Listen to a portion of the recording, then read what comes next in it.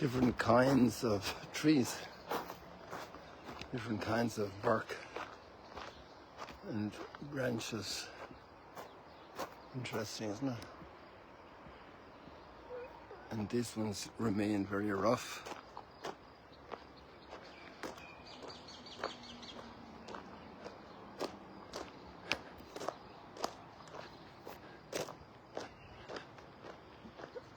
And got a little hazier sky this morning. And these wonderful works of art.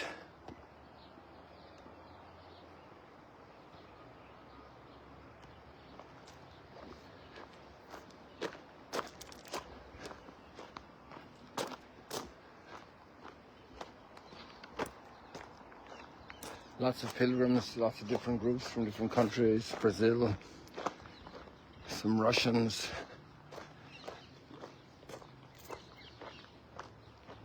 a lot of Americans, US Americans.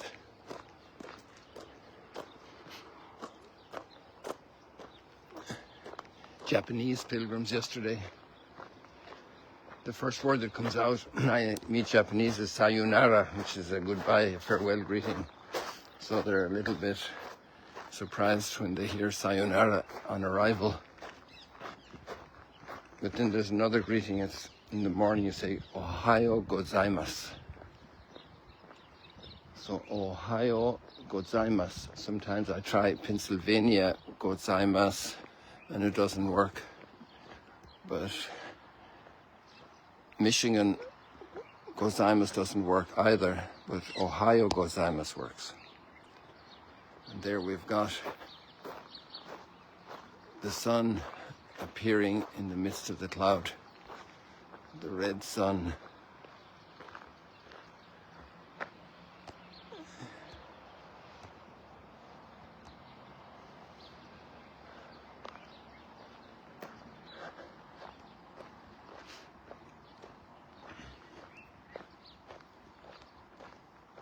What's the hardest thing in life?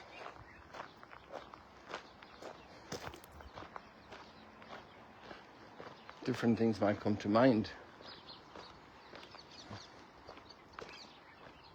And there are pathways. There's this pathway here that's narrow, and there's this pathway here that's wider, broader. Which path to take?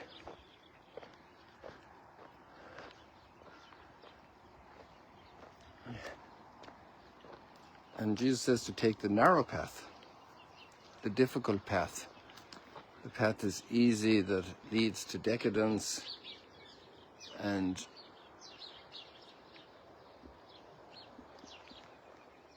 abandoning the purpose of life to take the difficult path. And a formula came from me this morning of what is the difficult path. And it's not to avoid people in conflict. In a family, in a community, between peoples, between races, between people of various differing religious outlook. Not to avoid them, it's difficult. It's difficult. And how to be present among them? How should we be present among people in conflict? And all of them on each side of the conflict are brothers and sisters, siblings made in the image and likeness of God. In a certain sense, abandoning those environments is obviously relaxing in the sense of when you're in those environments, it's very tense. It's very tense, difficult. Every word you say is interpreted and has a different resonance and meaning. In a family where there's a feud,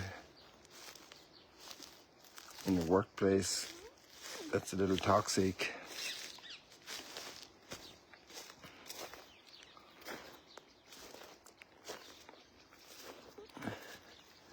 Where the pecking order gets upset people are in a bad mood. It's not easy.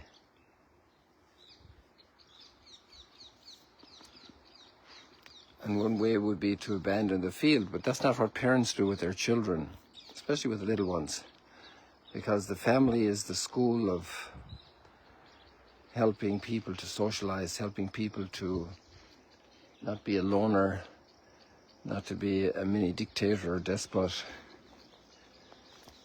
but even from the earliest age to learn to be peacemakers, learn to be people of conflict resolution. We don't expect people to completely reach that level in one jump to clear the mountain of difficulty.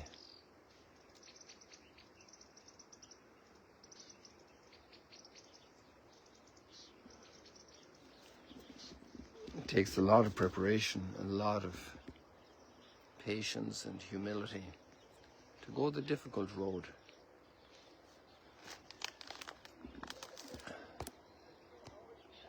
You feel the pain of mutual hostility, you feel the challenge, how to bring all the pieces together. The conflict inside ourselves, a person who's in interior conflict with themselves is also a difficult person to be with. Not easy.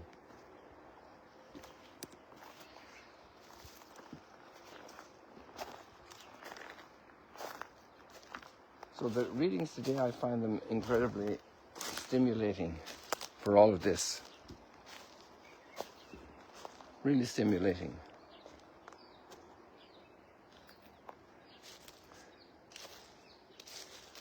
And I invite you to look at them closely.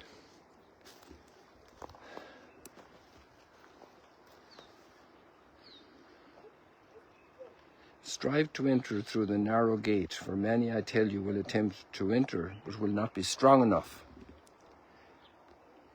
And that word strong is there.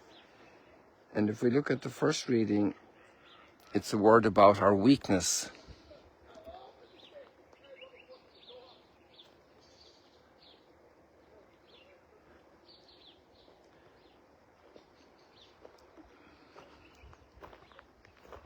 And it says, the Spirit comes to the aid of our weakness. For we do not know how to pray as we should.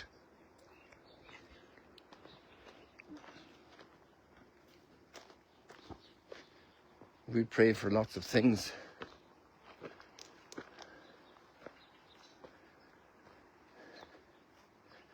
To pray as we should. How do we pray? And the Spirit comes to us in our weakness. We need a lot of strength to remain with people who are interiorly broken. I think a lot of all the people in security, in especially police, and I know a man who's in forensics, and he gets to deal with very, very sad situations, sometimes after violence, after accidents, after disasters. But then usually the person is deceased, and there's a search for identification. But the police then, they're with people who are alive. Very broken people in the midst of violence and chaos. And then the difficulty to discern intentions, because we're all very good at giving excuses and put the blame on others. And these are very difficult situations. I think we need to pray a lot for people like this, people also in the area of establishing justice in the society, in the courts. The great responsibility lawyers have. And without truth, there can't be justice, and without justice, there can't be peace. and there are different perspectives to understand reality. All of this overwhelms us. And here we have this line today: the Spirit comes to the aid of our weakness. Also, let's say in relationships in a family, very tense situation, distress, difficulty, and the Spirit will come to us in our weakness, in our inability. And there we need to be listening if we want to be guided by the Spirit. And therefore we also need a lot of humility to restrain ourselves also from speaking very quickly, or to speak with passion and anger, to speak with impatience, with harshness, because we think we know how to fix the situation. We see very clearly. It's not easy.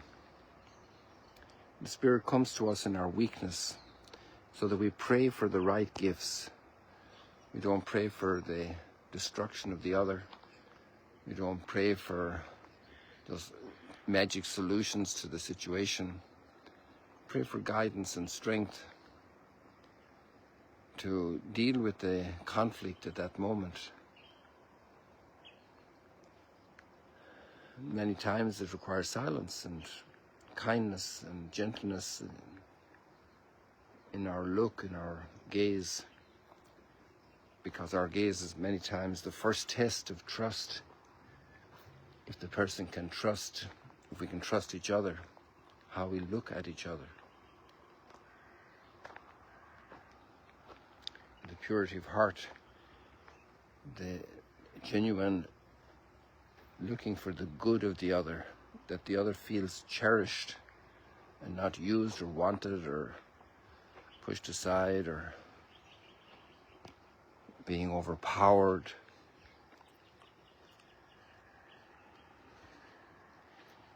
And there's another line down further that's very stimulating, it's a source of great encouragement. And it also needs a lot of pondering. We know that all things work for good for those who love God. And that's one of the reasons why I can stay in a bad place to help. Why I can not run away,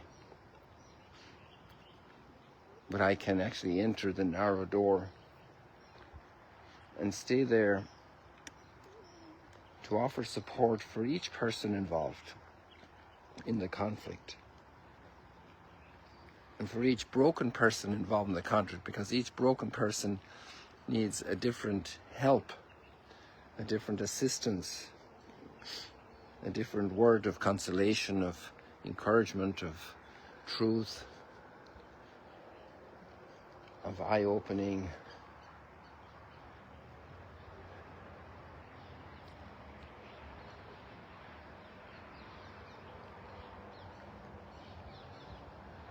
To pray about that today, where you stand in the conflicts, in the environment of your family, in the conversations with people who don't share exactly what you believe in faith or in politics, in lifestyle. How to be present to lift up and not crush, not hurt, not exacerbate the situation. And that's a narrow gate. It's a place of pondering and discernment. And to do that well is a great work of love.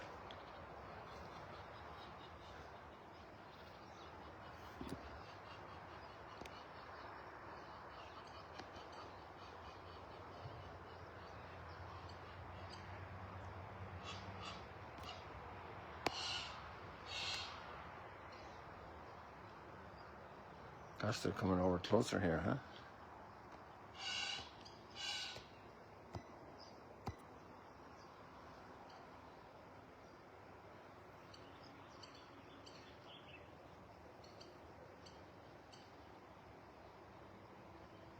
So people, that's good for today. Lots to ponder. I love this psalm. My hope, O Lord, is in your mercy. God's mercy is a place, it's like the gold in those Japanese plates that were broken and they put them together again with a line of gold. That extra love that's poured out, that mercy that allows the broken pieces to be mended again.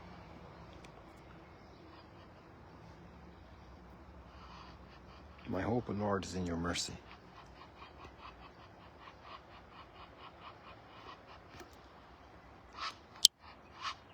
God bless you. See you later, alligators.